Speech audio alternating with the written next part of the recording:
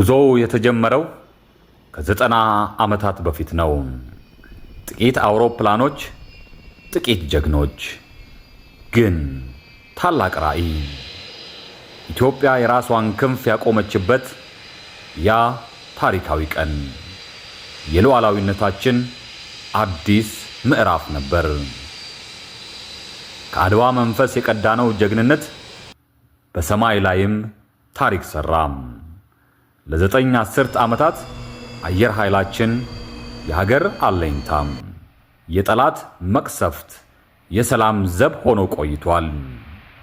በበረሃው ግለት፣ በደመናው ድቅድቅ ውስጥ የኢትዮጵያ ክብር በክንፋችን ላይ ታትሟል።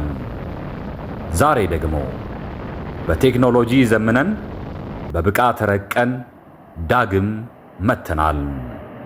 የ90 ዓመት ክብራችንን ለማክበር ዝግጅታችንን አጠናቀናል። ሰማዩ ላይ የምናሳየው ብቃት ለምድራችን ያለን ፍቅር መገለጫ ነው። የኢትዮጵያ አየር ኃይል 90ኛው ዓመት ዝግጅቱን አጠናቋል። ለክብራችን፣ ለሰላማችን፣ ለሰማያችን 90 ዓመታት በጽናት ለኢትዮጵያ።